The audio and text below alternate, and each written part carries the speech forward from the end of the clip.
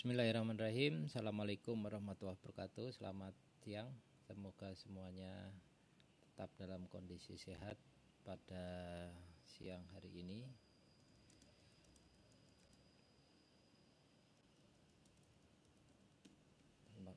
Terima kasih sudah hadir di pertemuan ke-7 di hari Rabu ya.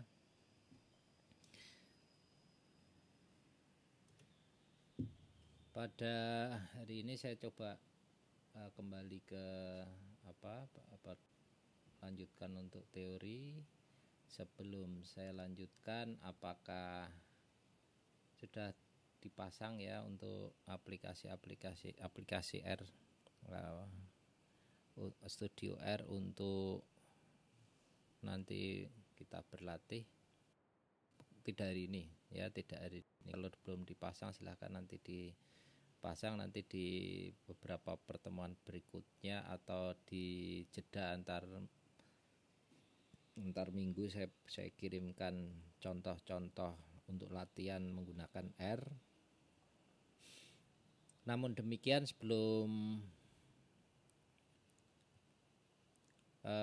latihan-latihan kita menggunakan R dalam masalah-masalah di statistik ya, secara teknis, dari beberapa sidang tugas akhir saya masih mendapati beberapa kakak kelas Anda yang masih kesulitan dalam membingkai bagaimana mendapatkan masalah sampai dengan langkah-langkah menghasilkan suatu kesimpulan ya. Yang saya maksudkan di sini adalah bagaimana membuat langkah-langkah penelitian secara ilmiah. Itu yang merupakan satu pintu pertama kali sebelum Anda melakukan riset yang sesuai dengan kebutuhan Anda. Kebetulan saat ini di strata 1 ya. Di paparan hari ini nanti akan saya sampaikan. Untuk di tujuan pembelajaran pada siang hari ini tidak banyak ya, supaya pelan-pelan saya berikan materi sedikit lama-lama nanti juga akan bisa lengkap. Pada pembelajaran ini diharapkan nantinya Anda bisa memahami bagaimana sih sebetulnya ya fungsi statistik dalam ilmu teknik. Kemudian yang tadi saya sampaikan adalah bagaimana ya membuat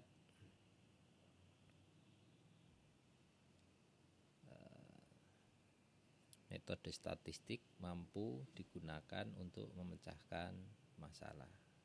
Summary pada siang kali ini adalah mengapa statistik dibutuhkan, kemudian contoh narasi, lalu peranan dalam bidang teknik, kemudian metode pemecahan masalah statistik, lalu apa saja sih yang dipakai, kenapa kita membutuhkan komputer. Kemudian yang terakhir kita tutup nanti berlatih soal.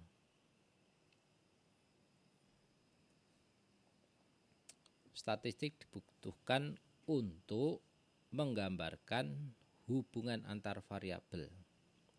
Ya, satu. Kenapa statistik dibutuhkan? Misalnya dalam ujian UTS atau UAS ada pertanyaan mengapa statistik diperlukan. Simple, singkat, langsung ke poinnya ya. 1. Menggambarkan hubungan antar variabel. 2. Alat bantu pengambilan keputusan. Sudah nilai sempurna 10. Enggak sulit kan statistik ya. Jangan dibuat sulit ya. Dan jangan membuat masalah, karena mencari masalah itu sulit ya.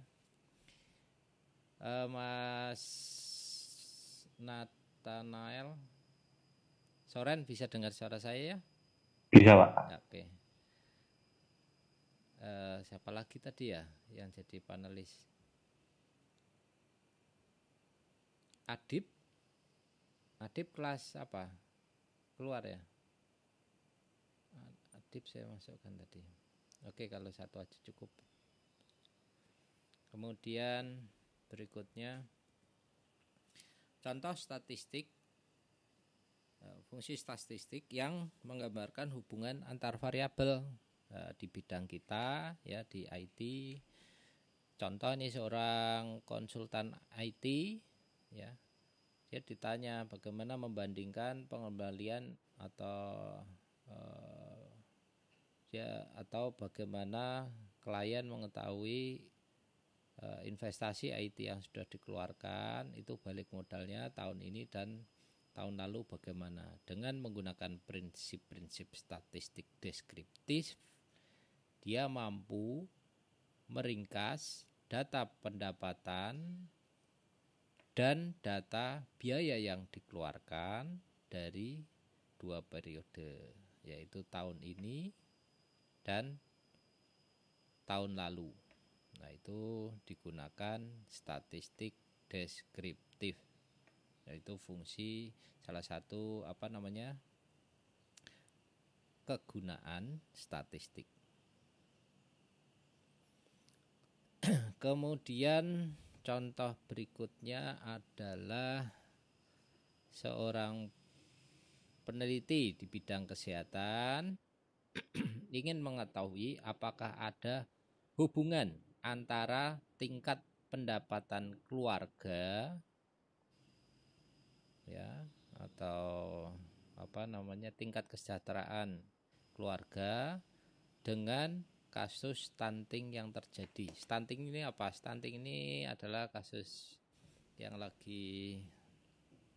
sedang dijadikan satu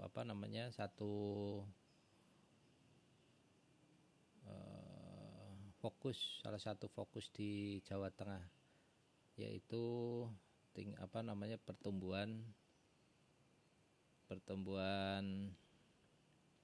masih 7 Agustus 2020, masih baru kan, baru beberapa bulan yang lalu.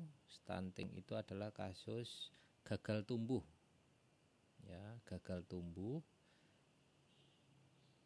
pada anak akibat kekurangan gizi di Jawa Tengah ya. Ya, ini termasuk kasus cukup besar di Jawa Tengah. Kemudian intervensi gizi dilakukan untuk mendistribusikan ya, untuk upaya menekan kasus stunting dilakukan oleh Dinas Kesehatan Jateng. Ini kita membaca narasi abstrak suatu berita yang kita temukan di masyarakat. Nantinya juga sama seperti yang akan Anda lakukan pada saat Anda melakukan tugas akhir ya. Dari masalah yang Anda temukan dari berita di masyarakat yang sedang terjadi ya, Anda bisa melihat ini ada masalah yang bisa kita ambil sesuai dengan bidang ilmu Anda yang dapat Anda angkat. Contoh di sini ada satu masalah yang kebetulan pada saat kita belajar bersama statistik ini bisa kita angkat menjadi satu objek riset, gitu kan? Dari narasi tersebut kita lihat bahwa dari riset sebelumnya 955.000 balita ya diukur tinggi badannya. Dari jumlah tersebut 15% atau 14,9% mengalami stunting, cukup tinggi ya, hampir 15%. Kemudian dari 15% itu ternyata di Jawa Tengah ada 3 daerah, yaitu di Wonosobo 27,17%, Banjarnegara 24,3%, dan Rembang 24,8%. 4,15% balita. Ada yang dari 3 daerah ini? Nah, ini 3 daerah di Jawa Tengah yang memiliki kejadian stunting yang cukup tinggi. Stunting tadi apa? Adalah gagal tumbuh anak akibat kurang gizi. Kemudian kita baca narasi berikutnya. Ini sudah dari narasi ini kita lihat sudah ada data-data tentang statistik dari materi yang kita pelajari beberapa pertemuan yang lalu. Dengan pengetahuan yang Anda pahami, Anda sudah mudah untuk mencerna narasi yang disampaikan di berita ini. Kemudian pemerintah untuk menekan angka stunting ya,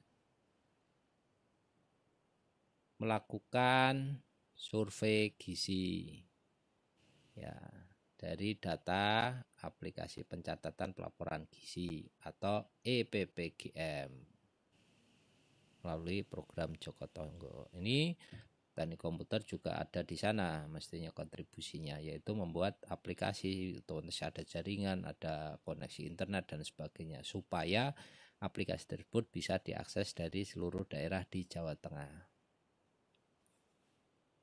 Kemudian pemantauan dikoordinasikan di bidang setempat.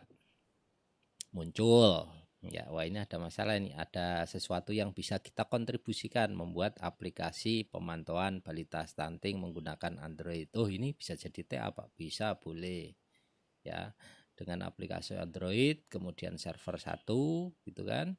Kemudian tiap bidan di desa, di pelosok pun bisa menggunakan aplikasi untuk menyampaikan data survei gizi.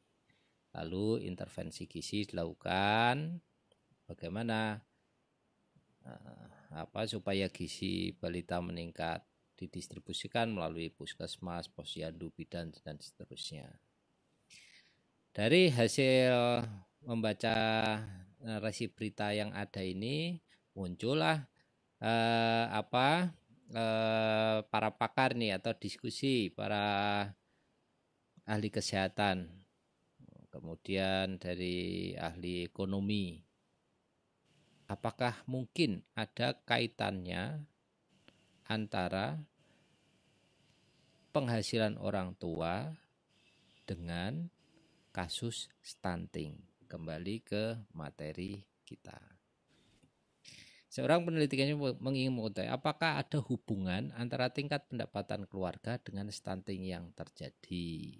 Kita bisa menggunakan metode statistik yang disebut teknik korelasi terhadap data dalam jumlah besar. Kenapa besar? Dalam satu RW, dalam satu RT 30, dalam satu RW ada 10 RT, 1 RT 30 kepala keluarga. Ya. Dari 30 kepala keluarga mungkin 40% diantaranya adalah keluarga muda yang memiliki anak balita. 1 RW, bagaimana dengan satu kelurahan? Satu kelurahan sekian belas RW. Satu kecamatan ada berapa belas kelurahan. Ya, kemudian dalam satu kota, dalam satu kecamatan, dalam satu kota, kabupaten dan seterusnya. Cukup banyak data yang akan kita olah, ya. Data dalam jumlah besar, ya. Kemudian kita membutuhkannya, digunakanlah statistik. Kita mau apa ini? Kita akan mencoba menyimpulkan apakah ada korelasi antara tingkat penghasilan dengan kasus stunting yang terjadi pada anak. Ini contoh statistik yang menggambarkan hubungan antar variabel. Itu apakah contoh kasus yang ketiga itu bisa diangkat menjadi topik tugas akhir Pak? Bisa. Ya. Bahkan topik tesis pun dapat juga, ya. Masa saya bimbingan magister sudah ada yang mau sidang tesis tentang kasus stunting ini menggunakan metode statistik, ya, korelasi, ya, kemudian variabel. Namun demikian variabelnya pun tidak sesederhana ini, banyak tingkat, tidak hanya penghasilan orang tua, macam-macam, ya. Kemudian kasus stunting pun didefinisikan lagi. Kemudian kalau dari teknik komputer, ya tadi yang saya sampaikan, ya, Anda bisa, kalau kita bisa berkontribusi bagaimana membuat aplikasinya untuk skala strata 1, tingkat strata 1, kita bisa kontribusi membuat aplikasi untuk pooling datanya, membuat aplikasi untuk pemantauannya, ya. Kemudian bagaimana supaya server itu kuat, kita bisa membuat server dengan teknik bagaimana balancing, ya, redundancy untuk ketersediaan layanan server supaya tangguh pada saat dilakukan input data, memasukkan data seluruh bidan di seluruh RT, seluruh RW, kelurahan, kabupaten, kota, provinsi se-Indonesia. Mungkin aplikasi itu akan diimplementasikan di se-Indonesia, membutuhkan server dengan performance yang tinggi. Kita bisa berkontribusi di sana. Kembali lagi ke materi. Nah, ini contoh statistik. Dari satu berita saja bisa menjadikan beberapa topik riset baik di strata 1 maupun strata 2. Bisa jadi pun diangkat sampai di tingkat strata 3. Nah, ini kenapa saya berikan gambaran seperti ini, supaya, ya, Anda adalah peka terhadap kasus yang terjadi di masyarakat, tidak hanya melulu fokus, Pak, pokoknya saya belajar teknik komputer sudah, pokoknya nyenu di kutu teknik komputer, coding dan seterusnya. Terus untuk apa? Setelah Anda expert, Anda sudah ahli, namun Anda tidak memiliki empati, tidak bisa mendengar keluhan masyarakat, Anda tidak menjadi bunga dan akhirnya tidak bisa menghasilkan buah yang bisa dinikmati oleh masyarakat. Ya sudah, hanya jadi, ya tidak apa-apa, tidak ada hasilnya. Memang sudah ahli, sudah expert, tapi tanpa adanya kepekaan terhadap masalah yang terjadi di masyarakat, kemampuan yang Anda miliki tidak ada gunanya, ya.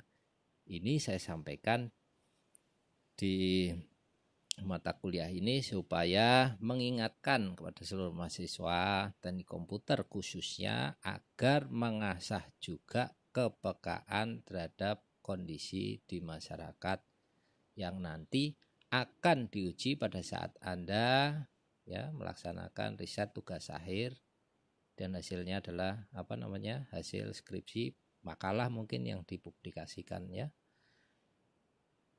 Contoh yang saya sampaikan di sini satu berita saja, ya, narasi hanya berapa paragraf gitu kan, kemudian bisa muncul di sini yang kita ulas tadi, topik-topik riset di tingkat S1, S2 maupun nantinya di tingkat S3. Nah, ini baru satu contoh adalah bagaimana perluan statistik untuk menggambarkan hubungan antar variabel. Kemudian berikutnya, kenapa statistik itu dibutuhkan adalah sebagai alat bantu untuk pengambilan keputusan.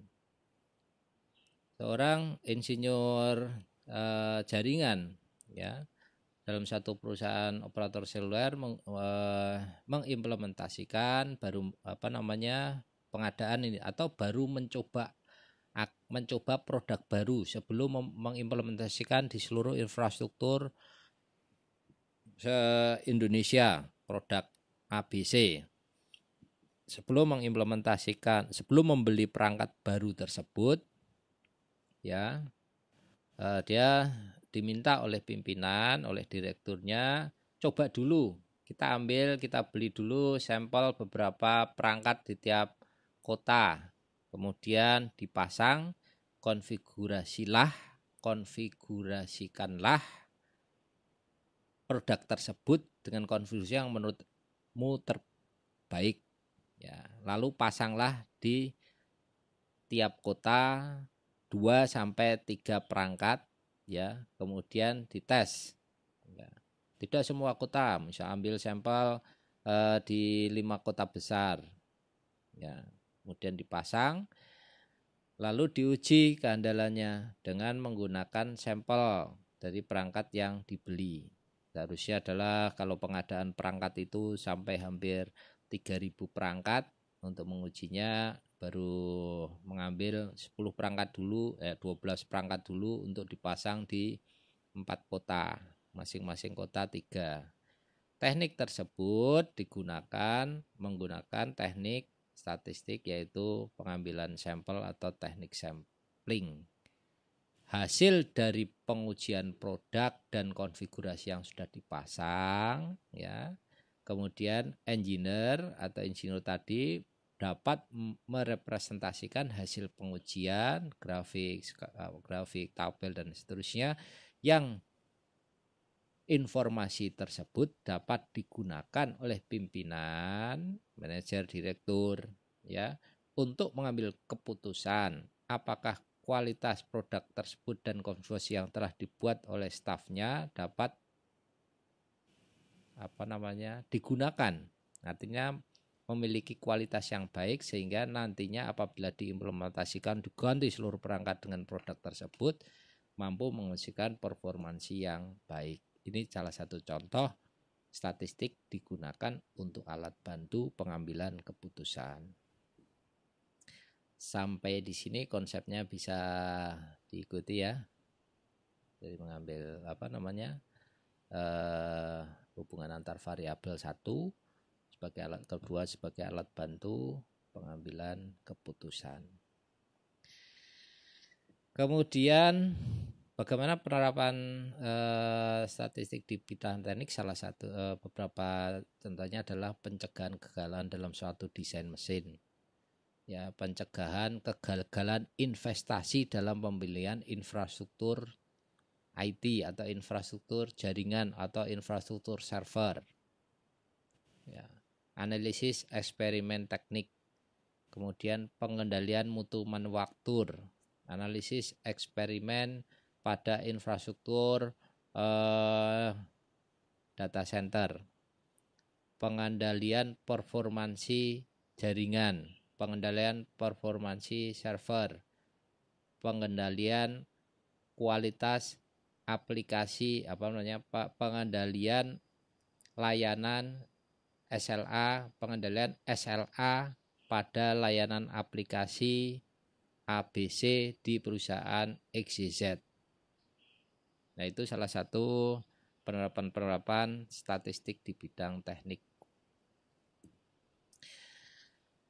Pak, ini kenapa Pak ini kok semua mesin? Kebetulan referensi yang saya ambil, beliau adalah pengajar di jurusan teknik mesin, ya, Profesor Harinaldi dari Universitas Indonesia.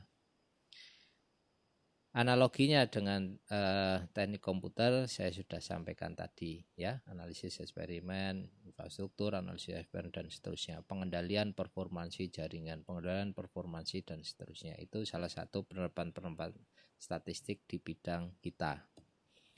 Lalu nah ini yang terpenting pada hari ini adalah metode pemecahan masalah secara statistik. Setelah tadi secara naratif saya sampaikan ya bagaimana membaca masalah, kemudian kemungkinan-kemungkinan yang kita bisa kontribusikan untuk menemukan atau memberikan solusi terhadap suatu masalah ya.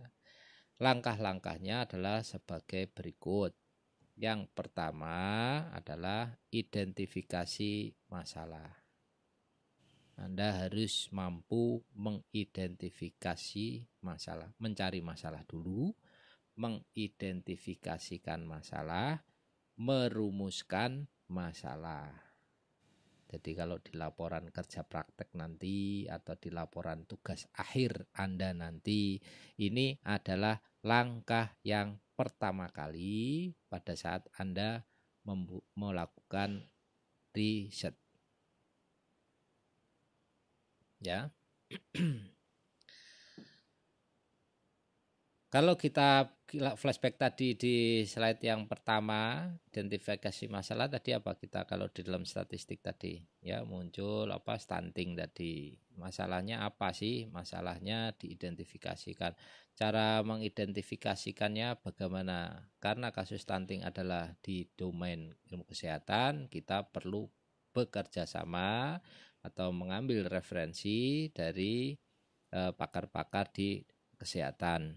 Kemudian kita cari di mana kita bisa berkontribusi. Oh, kawan-kawan di kesehatan kesulitan. Bukan kesulitan, membutuhkan data-data tentang keluarga di satu daerah tersebut.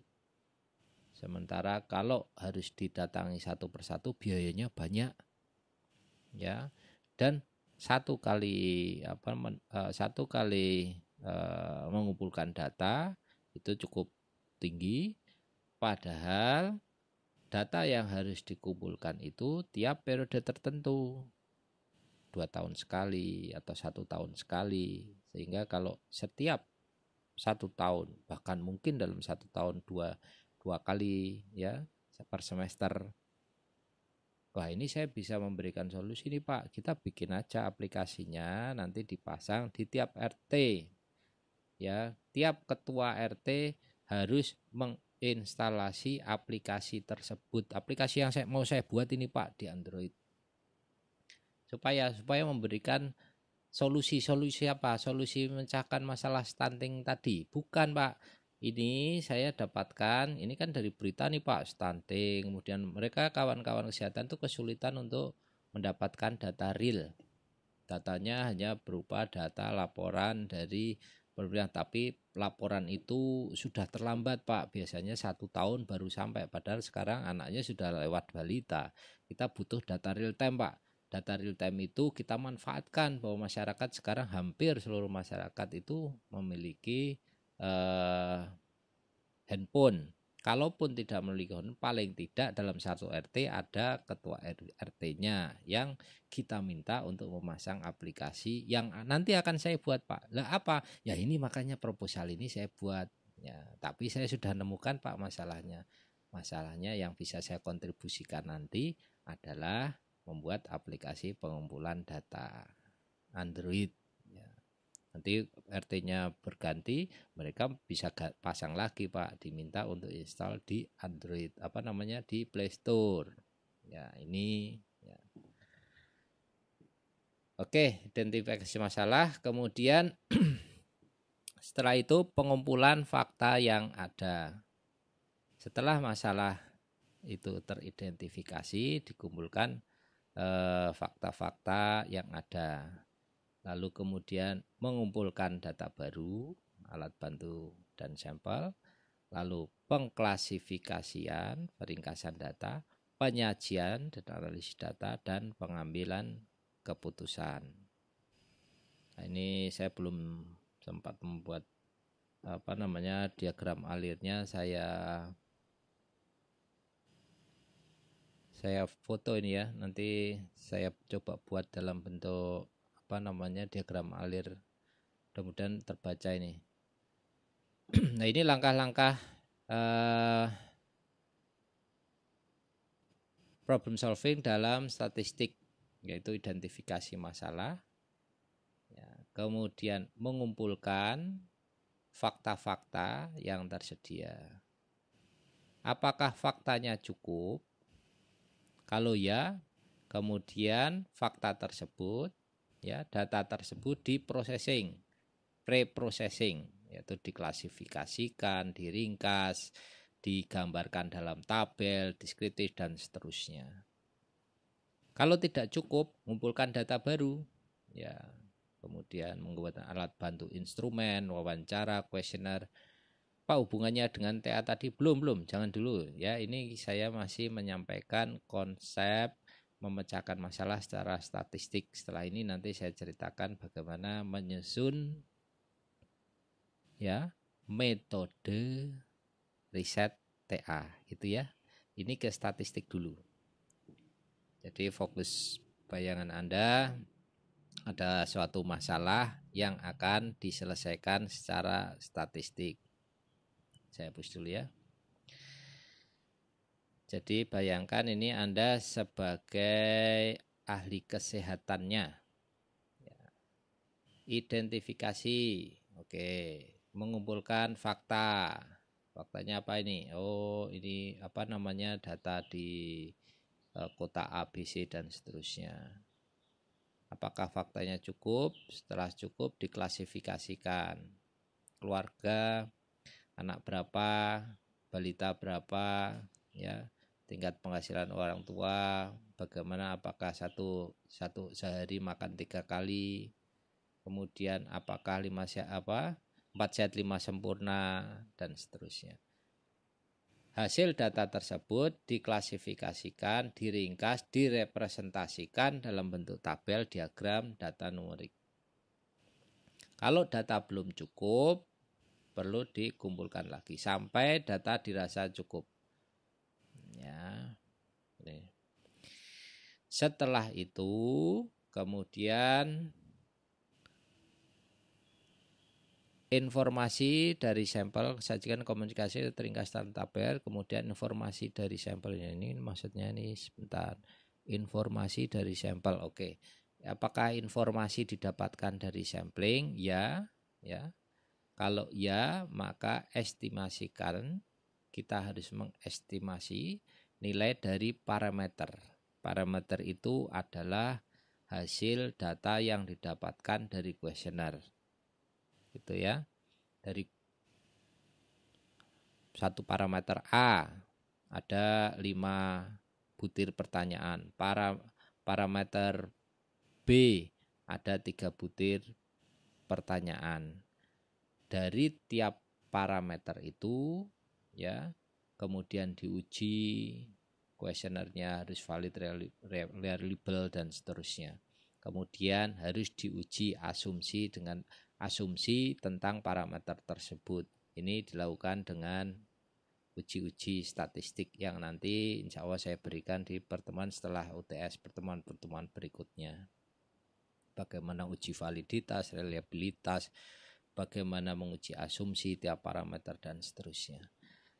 Apakah yang kemudian balik lagi ke decision ini, apakah informasi dari sampel? Tidak, maka gunakan informasi sensus tersebut. Ya, sensus itu berarti adalah semua informasi itu dari satu sepopulasi. Kemudian berikutnya selesai. Ya, informasi selesai disajikan gitu kan, baru digunakan untuk decision.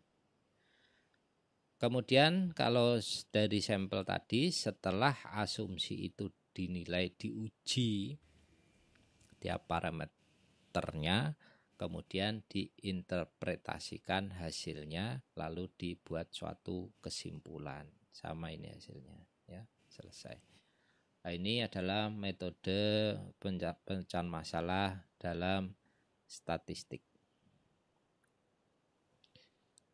Bagaimana kalau dengan tugas akhir Anda? Ini kan masalah dulu. Ini TA nih, sekarang TA. Bagaimana Pak kalau TA? Nah, TA ini kan pasti kepakai ini nantinya kalian semua. TA yang pertama adalah Anda dapat masalah nih. Pak, saya punya masalah. Untuk melakukan penelitian TA dimulai dari mencari masalah, bukan mencari tools atau perangkat atau teknologi, software, hardware, metode program, bahasa pemrograman yang paling up to date, bukan, ya. Tugas akhir dimulai dari mencari masalah dulu, baru kemudian setelah masalah ditemukan Anda membuat usulan solusi. Baru kemudian setelah solusi dirumuskan, tiap solusi tersebut membutuhkan perangkat, teknologi, tools, software yang A, software B, atau konfigurasi A, infrastruktur A, B, C, baru kemudian ditentukan toolsnya. Oh, toolsnya harus terbaru. Oh, toolsnya tidak harus baru, asal sudah bisa support kebutuhan solusi saya. Oke, no problem. Bukan seperti ini, ya, bukan seperti ini. Jadi saya mau TA apa? Apa TA Anda apa? Saya mau membuat IoT, atau Pak saya mau membuat blockchain, atau saya mau membuat Pak TA deep learning. Kalau biasanya mahasiswa tanya ke saya seperti itu, Pak saya mau TA dengan Bapak, ya gimana? Saya mau TA blockchain. Saya mau TA blockchain. Saya juga bertanya, blockchain yang mana? Kemudian apa ada masalah dengan blockchain?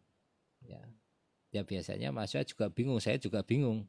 Ya, sehingga yang perlu dipahami untuk membuat suatu riset itu adalah Anda cari masalah dulu. Pak, saya punya masalah, Pak. Ya, oke, mari kita diskusi gitu kan. Gini, Pak. Jadi saat ini kan pandemi, Pak.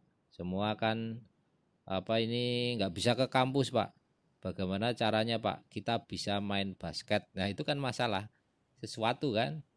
Bagaimana kita bisa main volley, Pak? Bagaimana saya itu seneng marching band, Pak. Tapi ini kan kita nggak bisa, Pak, pandemi. Itu masalah kan. Nah, bagaimana, ada solusi nggak? Lah baru kita rumuskan solusinya. Oke, mari kita diskusikan. Oh, jadi gini, Pak, nanti ya sistem saya itu, Pak, ini masing-masing eh yang hobi basket ini, Pak, bikin ring sendiri di rumah, kasih webcam gitu, Pak, ya. Kemudian dan seterusnya. Ya, ceritanya seperti itulah kira-kira ya. Baru kemudian tools yang dibutuhkan. Itu baru solusi. Setelah itu, ini kan fakta internal. Jadi kondisi saat ini pandemi dan seterusnya. Apakah fakta itu cukup? Ya, kalau belum cukup, ini belum, Pak. Ini kan baru faktanya seperti ini, Pak. Ada pandemi gitu, kita nggak bisa ke kampus, ya. Kemudian harus jaga jarak dan seterusnya. Saya punya solusi ini, Pak. Solusi bermain bola basket dengan media virtual online. Lalu cari referensi. Ya, cari referensi, kemungkinan solusi yang Anda sampaikan, yang Anda akan usulkan itu sudah dikerjakan orang lain. Nah, itu makanya kita melakukan studi literatur. Nah, ini saya analogikan sebagai studi literatur gitu ya. Nah, muter di sini. Ya, muter dulu lah. Ini dianggap bukan decision, ini muter aja dari sirkular ya. Kalau kasih decision di sini.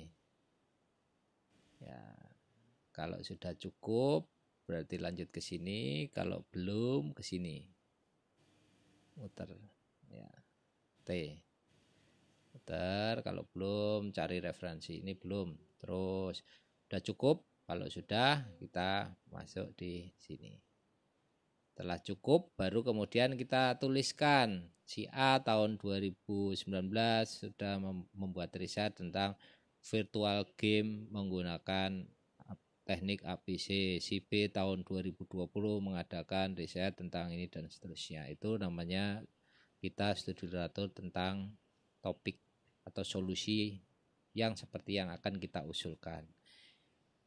Kemudian barulah kita menyampaikan tools yang akan kita pakai, ya, metode desain kalau itu software yang akan kita gunakan, lalu perangkat keras, perangkat lunak yang akan kita pakai dalam mengimplementasikan metode, ya, kita representasikan.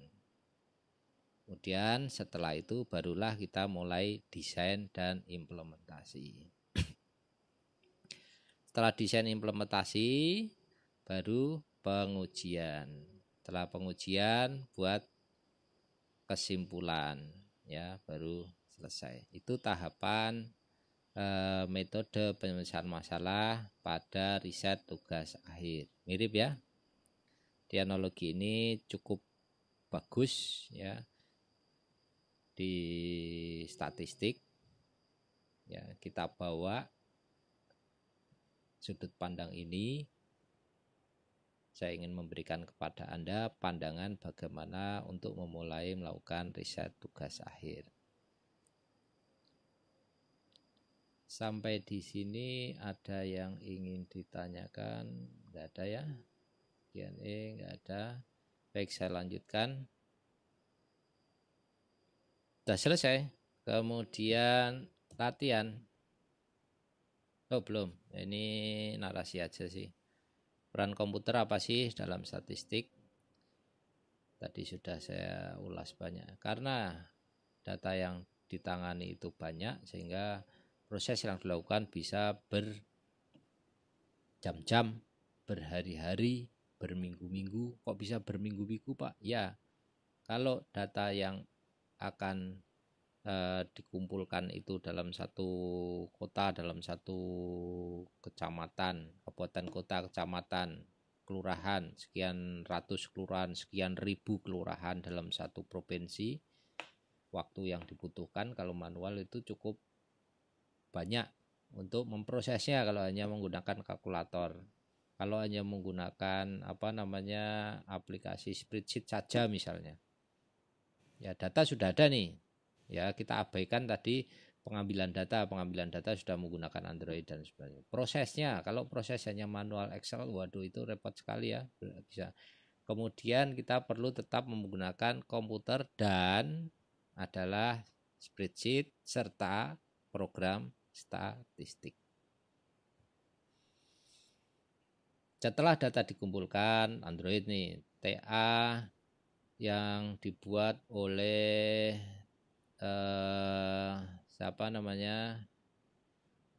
Soren untuk membuat aplikasi pengumpulan data untuk kasus stunting. Kemudian masuk aplikasi pooling datanya, mengambil data sudah ini saya jeda sekilas sejenak. Ada pertanyaan dari Novel. TA itu, apakah TA itu kita tidak boleh membuat sesuatu yang baru, Pak? Contoh membuat sistem informasi tapi berbasis blockchain. Boleh. Boleh yang baru, semua juga harus baru itu gini. Kalau membuat sesuatu yang baru itu sangat bagus, sangat hebat cita-cita Anda, ya. Jadi itu membuat sesuatu, yaitu membuat metode mestinya ya. Kalau membuat sesuatu itu kan sudah jadi ya. Untuk membuat sesuatu yang sudah jadi itu kan butuh metodenya ya. Mestinya baru itu adalah metode dulu kan. Nah, metode yang baru bagus, boleh Novel Iza Anda membuat sesuatu yang baru. Ya, berarti cita-cita Anda itu sudah setingkat di strata 3, membuat sesuatu yang baru. Itu strata 3 atau doktoral. Ya. Untuk strata 2 itu mengkombinasikan metode atau mengimplementasikan beberapa metode. Nah, itu strata 2. Kalau strata 1 mengimplementasikan, membuat sesuatu dari metode yang sudah ada. Jadi metode orang sudah ada, kita bikin aplikasi. Mungkin yang Anda maksud bukan sistem informasi ya, aplikasi. Mungkin ya aplikasi blockchain. Blockchain sendiri kan lebar sekali nih. Yang mananya di blockchain gitu kan? Boleh ya. Jadi cukup aplikasi untuk strata 1. Kalau ingin dilanjutkan lagi, nanti metode-metode kombinasi pada bidang domain blockchain itu di strata 2. Membuat metode baru dalam blockchain, dalam bidang blockchain, dalam teknologi blockchain. Nah, itu di strata 3. Boleh, tapi ingat waktu Anda hanya mungkin 1 semester kali ya, 1 semester atau 2 semester. Waktu Anda hanya 4 tahun, 8 semester di Tekom, ya. Anda sudah beban mata kuliah, termasuk mata kuliah saya ini kan beban bagi Anda. 1 semester 24. Anda nggak sempat riset. Anda sudah disibukkan oleh tugas-tugas dari saya, gitu ya. Tugas-tugas dari kami, para dosen. Wah, banyak ya Pak, harus ujian, harus UTS, dan seterusnya. Nggak apa-apa internet hilang, nanti recordingnya saya sampaikan ke Anda, saya share ya. Saya kembali lagi tadi ya. Jadi selama 8 semester Anda lakukan Anda harus ikut kuliah 24 SKS per semester, itu cukup sibuk bagi Anda. Anda mulai agak longgar di semester 8 karena hanya tugas akhir kan. Kemudian KP harusnya Anda ambil di semester sebelumnya, KP dan mungkin KKN harusnya diambil semester sebelumnya. Kenapa saya sampaikan seperti ini? Tugas akhir adalah kerja mandiri riset. Ya, kalau harus disibukkan dengan kuliah, KKN dan seterusnya, repot, Anda nggak akan, waktunya tidak cukup. Ya, sehingga saran saya sampai semester 7 itu selesaikan semua beban mata kuliah. Mulai dari mata kuliah reguler, kerja praktek, KKN selesaikan. Setelah itu di semester 7 awal Anda sudah menghubungi calon pembimbing. Ya, membuat proposal di semester 7. Ya. Kemudian mulai bekerja walaupun mungkin belum dimasukkan mata kuliah di IRS Anda, belum Anda masukkan mata kuliah tugas akhir. Boleh ya menghubungi pembimbing dulu secara non formal, mengambil topik, diskusi, membuat proposal sampai jadi. Mungkin sudah melakukan riset-riset awal untuk tugas akhir Anda, boleh ya.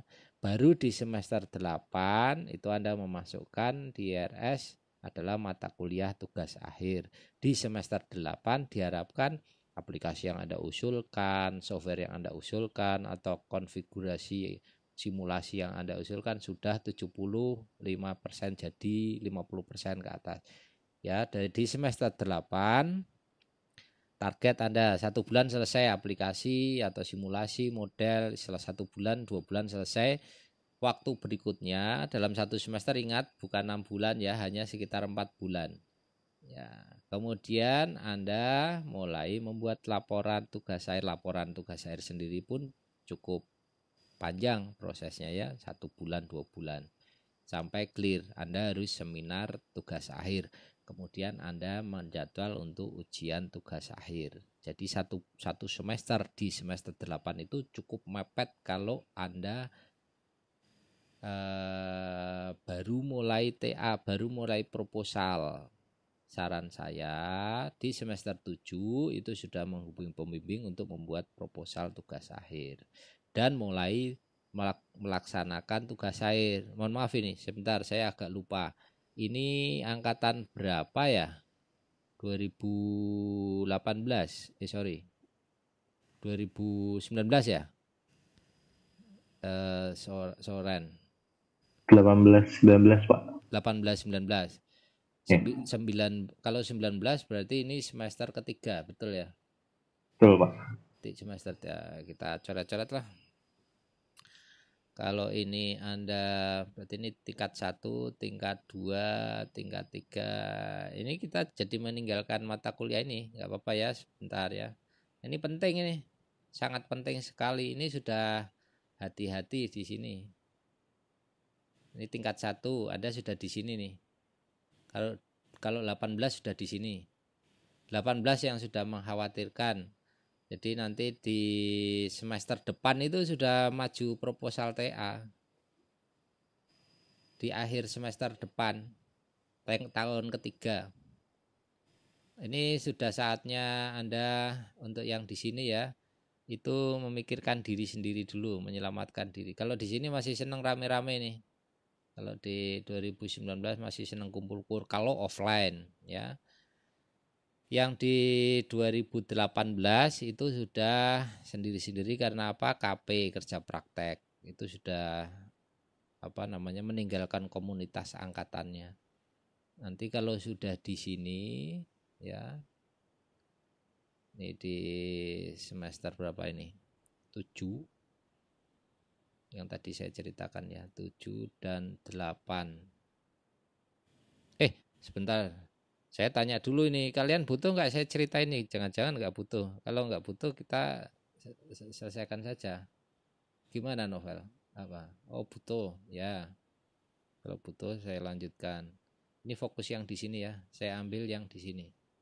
Di semester ini rawan sekali. Kalau Anda mengikuti jadwal yang ada di prodi, semua prodi, kita kesulitan membaginya karena kita terbatas, ada muatan nasional, muatan asosiasi, kemudian muatan dari kementerian, lalu warna dari perguruan tinggi, apalagi sekarang kurikulum merdeka ada beberapa mata kuliah wajib yang disisipkan di dalam kurikulum, tambah berat beban Anda sehingga perlu Anda plan untuk diri Anda masing-masing ya dalam 4 tahun ini ya, waktu yang kita tidak bicara waktu lebih dari 4 ya. Karena program kita adalah 4 tahun. Ya, 4 tahun dan adik kelas Anda 175 ini barusan masuk 176. Kalau keluaran hanya 70, 50, semakin lama semakin banyak, ruangannya nggak cukup kita. Kalau offline ya. Kalau online sih nggak masalah, 1000 aja bisa ini kalau offline, kalau online. Tapi kalau sudah insya Allah nanti pandemi selesai kan kita offline, tiba-tiba Anda nggak bisa berdiri aja, nggak bisa. Ruang selasarnya udah penuh semua habis kuliah gitu kan. Ini di tingkat 4 kita bagi gini ya. Ini ada di semester 7 dan 8. Nah, kita bagi gini lah. Nah, ini ya.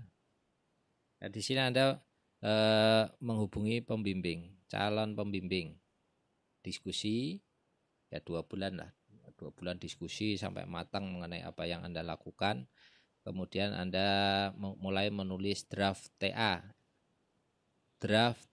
di sini ya, minta ACC pembimbing draft, tapi kan tidak dikumpulkan walaupun Anda belum memasukkan tugas akhir di semester 7 ya. Anda bisa menghubungi calon pembimbing.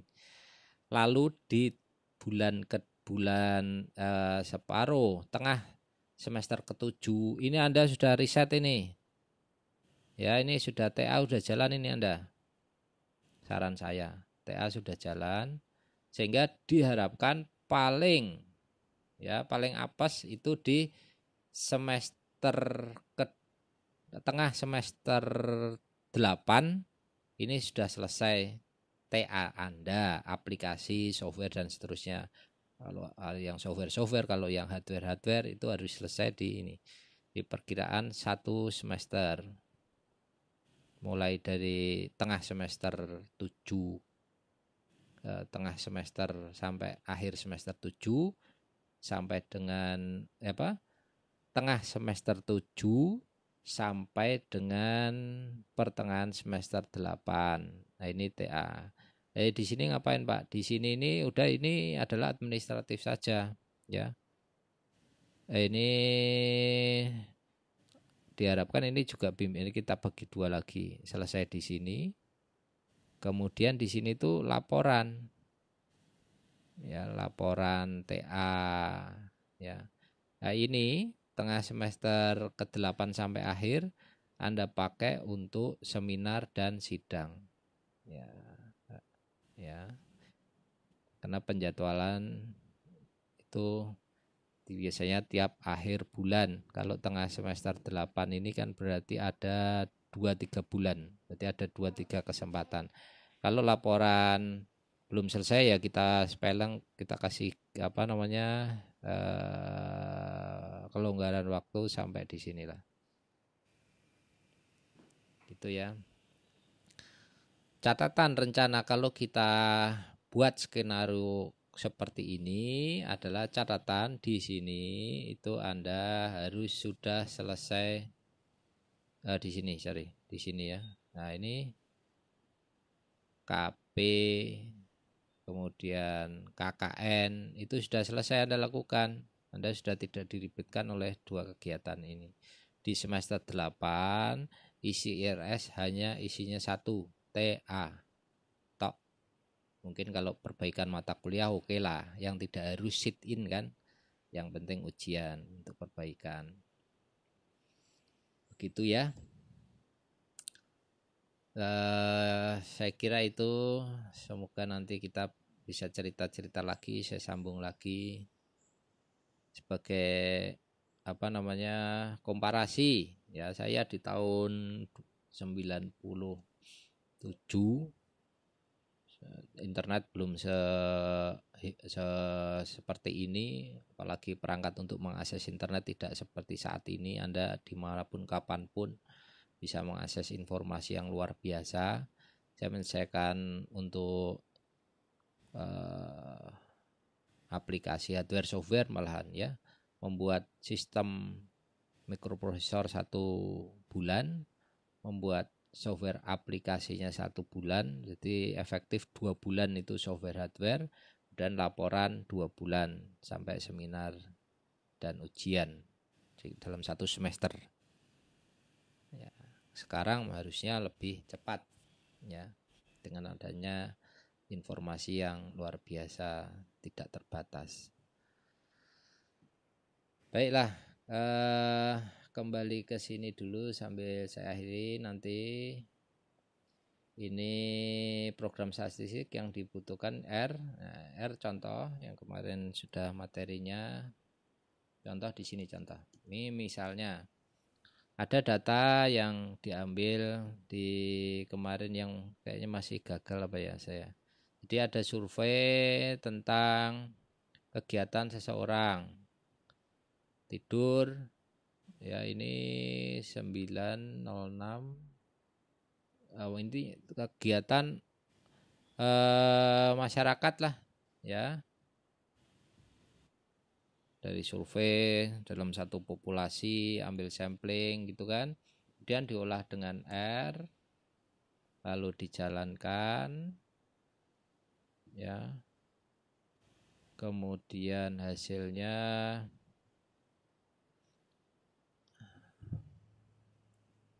adalah seperti ini. Keluar enggak ini?